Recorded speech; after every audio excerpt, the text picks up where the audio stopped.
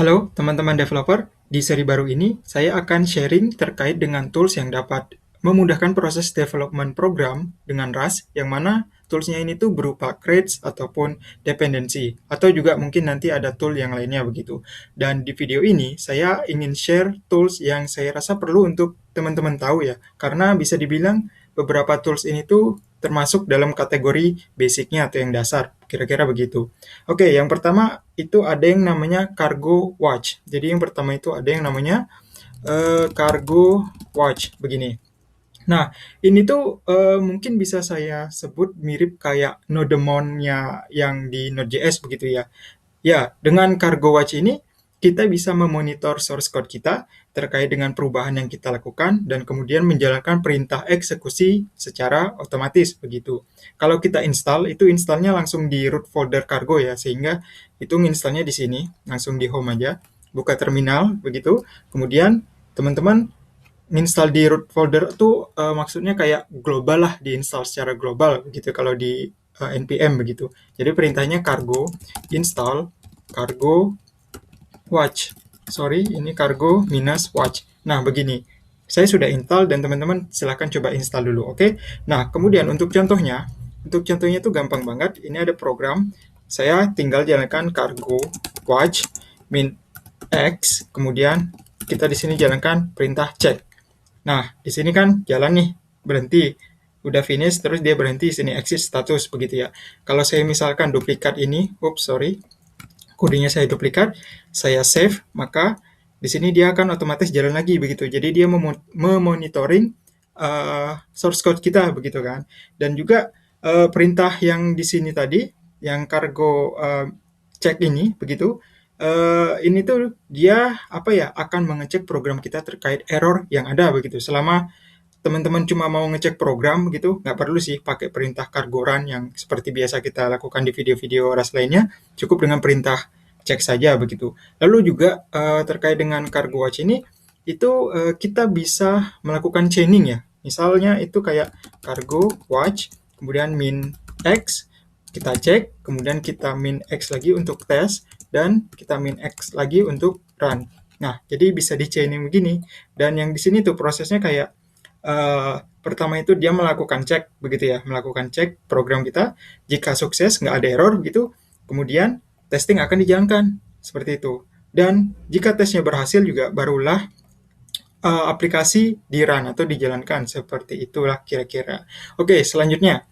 Jadi yang selanjutnya itu semisalnya nih, teman-teman kan melakukan development dan teman-teman tertarik untuk melakukan code coverage.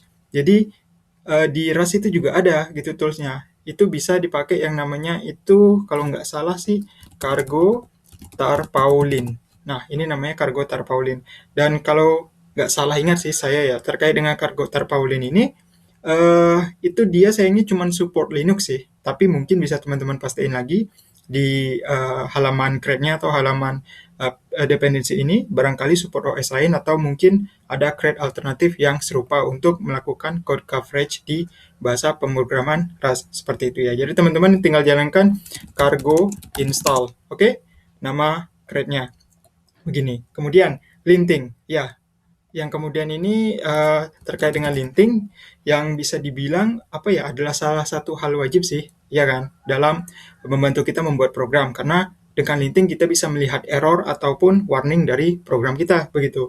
Kalau nggak salah waktu pertama install Rust itu sudah include sih ya. Jadi linting punya Rust ini itu namanya adalah Clippy begitu, Clippy namanya. Untuk memastikan sudah terinstall nih, untuk mastiin kita coba jalankan misalnya itu di program sini aja deh. Ini saya save, kemudian cargo Clippy.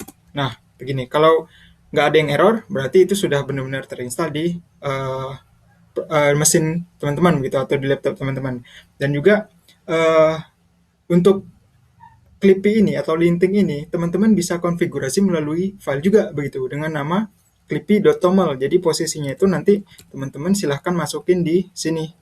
Jadi di sini di root project begitu ya. Misal namanya di sini clippy.toml. Nah, di sini teman-teman bisa isi konfigurasi untuk si Clippy terkait dengan linting tadi. Isinya bisa langsung teman-teman cek aja di dokumentasinya ya. Oh iya, dan juga kalaupun sekiranya di tempat teman-teman belum ada ya terkait Clippy ini, itu harus diinstal dulu ya.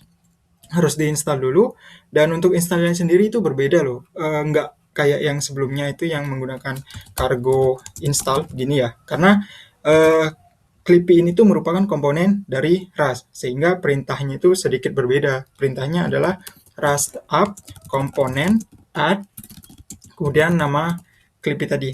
Begini, ini untuk menjalankan perintahnya. Kalau sekiranya cargo Clippy tadi tidak bisa dijalankan di tempat teman-teman, begitu. Kemudian kita berbicara tentang formatting. Ya, merapikan kode tentu sangat membantu dan mengurangi stres juga kan.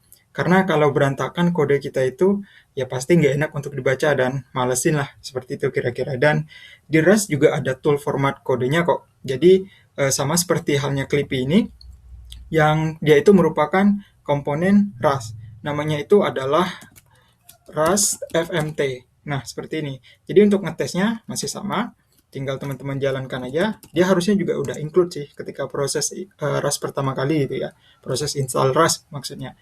Cargo FMT begini. Nah, kalau ini nggak ada muncul error, perintahnya berarti dia sudah terinstall. Kalaupun belum, teman-teman juga tinggal jalankan aja yang Rust up komponen add kemudian Rust FMT seperti ini. Oke? Oh iya, dan eh juga dibikin jadi config file kayak Clippy ini juga bisa kok yang Rust FMT ini. Jadi teman-teman di root projectnya ini tinggal teman-teman bikin misal namanya tadi Rust FMT toml seperti ini. Dan ya, tinggal teman-teman sesuaikan aja style code formatnya berdasarkan dokumentasinya. Teman-teman bisa langsung cek aja terkait dengan Rust FMT dan Clippy ini ya.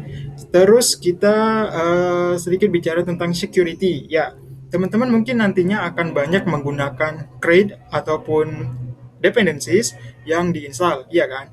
Nah, di Rust itu juga menyediakan tool audit untuk mengetahui terkait dengan celah keamanan di crates ataupun dependensi yang kita gunakan di dalam program gitu. Namanya itu ada yang ini nih namanya Rust Security. Jadi semacam apa ya security advisory atau penasihat keamanan gitu sih. Dan mereka ini tuh menyediakan tool yang namanya Cargo Audit untuk bisa melakukan proses audit pada project yang kita buat begitu dengan menggunakan dependensi atau crate yang kita install lah seperti itu. Dan untuk installnya juga simple sih. Kita pakai Cargo ya. Untuk installnya itu bukan lagi pakai Rust up, bukan komponen dia.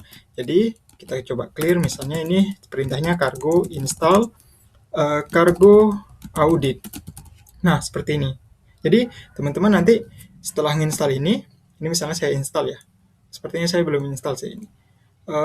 Oke, ini nunggu proses sih cukup lama, jadi nggak apa-apa. Jadi yang jelas teman-teman tinggal install, kemudian teman-teman kalau sudah install misalnya mau menjalankan audit, tinggal jalankan perintah cargo audit seperti ini.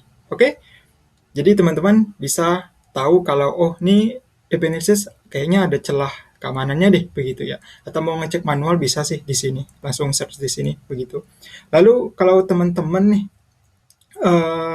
mau menambahkan crate atau dependensi itu kan harus secara manual ya di file ini, di file cargo.toml ini kan yang selama ini kita praktekkan begitu. Dan setelah menambahkan dependensiesnya di sini barulah kita jalankan perintah cargo build, ya kan? Nah, sebenarnya teman-teman bisa langsung jalankan perintah yang lebih simple, bisa lewat command line begitu. Jadi kita nggak perlu ngisi ini secara manual, tapi cukup dengan menjalankan perintah cargo add. Nah, baru namanya apa? Nama crate-nya atau nama dependensiesnya. Misalnya di sini saya masukin run begitu ya. Kemudian saya enter. Nah, di sini langsung masuk.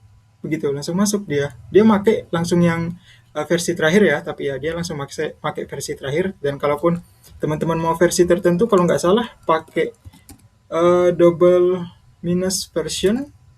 Kalau nggak salah saya lupa komennya apa, tapi teman-teman bisa cek aja nanti di help untuk komen yang add ini. Oke?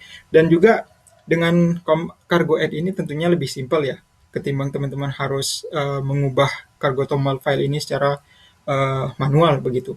Dan oh ya, terkait dengan cargo add ini teman-teman wajib itu harus menginstal Rust-nya itu versi 1.62.0 ya, karena di versi Rust versi 162.0 inilah baru ditambahkan support perintah cargo add yang ini, begitu. Kalau teman-teman di bawah versi ini itu sepertinya sih nggak bisa, belum bisa ya begitu. Dan untuk remove beda lagi ceritanya. Jadi ini kan kita tadi cargo add nih. Nah, kalau untuk remove itu beda ceritanya. Kenapa teman-teman harus versi RAS-nya itu versi 1660.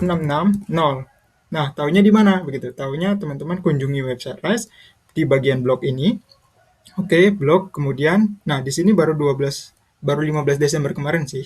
Di sini kalau teman-teman lihat, nah ini di cargo seri versi 166 ini titik 0 baru ditambahkan cargo remove. Jadi kita bisa menjalankan perintah di sini cargo remove. Tapi dan oh ya, terkait dengan yang cargo remove ini sepertinya punya saya sih masih ini ya, masih versi sebentar saya coba cek.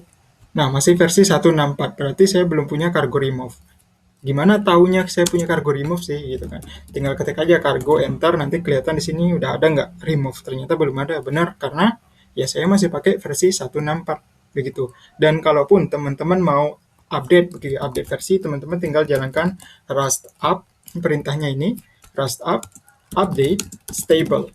Oke, teman-teman tinggal jalankan dan kemudian enter seperti itu. Dan yang terakhir terkait tools yaitu ya mungkin ini bisa sangat membantu sih tools ini sebenarnya, mungkin ya bisa sangat membantu karena ada kemungkinan nanti teman-teman bakal banyak menggunakan makro ya dari dependensi ataupun crates yang teman-teman pakai begitu.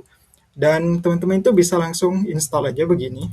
Ada itu yang namanya ini saya hapus, namanya itu adalah cargo expand. Begini, namanya cargo expand. Jadi teman-teman coba install. Jadi install misalnya cargo install cargo expand. Saya nggak tahu sudah install apa belum. Kayaknya oh ya kayaknya belum deh. Mungkin di komputer saya bukan di laptop. Ini saya pakai laptop. Jadi di cargo expand ini itu tuh bisa sangat membantu kita terkait dengan makro begitu ya. Yang mana kita tahu kan bisa dibilang RAS makro itu adalah code generation. Dan terus mungkin ada juga kalanya kita mau tahu apa yang terjadi di belakang layar saat kita pakai makro tersebut begitu ya. Misalnya kita mau debugging lah begitu ya ceritanya kira-kira. Dan misal nih saya misalkan sini kita buat makro, kita pakai makro derive di sini, kemudian saya pakai debug di sini. Oke, kemudian saya buat struct as misalnya sampel atau sorry ini sampel. Kemudian di dalam sini dalam mainnya mungkin tinggal langsung saya panggil print line di sini. Kemudian di sini adalah si sampel kan begini. Oops sorry ini sampel. Oke, ini saya tutup. Nah, seperti ini kira-kira. Ini instalasinya sudah selesai. Dan kemudian kita kan tadi niatannya mau ngedebug begitu ya, debugging begitu.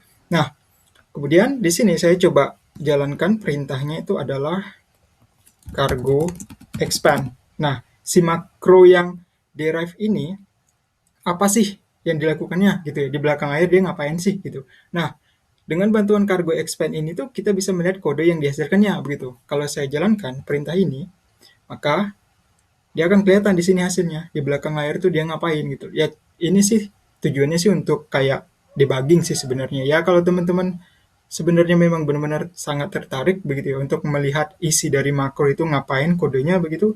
Jadi teman-teman bisa coba gunakan cargo expand ini begitu. Dan oh ya, kalau semisalnya teman-teman itu nggak bisa jalankan perintah si cargo expand ini ya, misalnya itu nggak bisa error atau apa, mungkin teman-teman perlu ganti compilernya ya, compiler RAS-nya itu pakai versi yang nightly, jadi tinggal jalankan aja perintahnya itu nanti di terminal rust up, kemudian tool chain, kemudian install, yang kita mau install nightly, kemudian kita tambahkan option to allow downgrade kalau nggak salah. Ya, allow downgrade seperti ini. Nah, tinggal teman-teman jalankan aja perintah ini. Oke. Dan setelah terinstall, teman-teman barulah jalankan cargo expand tapi dengan tambahan di tengahnya ini plus nightly. Jadi di sini dia akan menjalankannya dengan compiler yang versi nightly seperti itu. Oke, saya kira inilah beberapa tools pendukung yang basic yang mungkin bisa sangat membantu teman-teman dalam development dengan bahasa Rust, yang juga saya rasa bakal berguna sih untuk teman-teman dalam proses development program tentunya. Untuk lebih detail dari masing-masing tools ini ataupun dependensinya, eh, mungkin teman-teman bisa langsung cek di dokumentasinya aja ya, yang saya sertakan di deskripsi video. Jadi bisa langsung klik biar gampang. Oke, saya rasa sekian dulu video kali ini dan sampai ketemu lagi di video selanjutnya.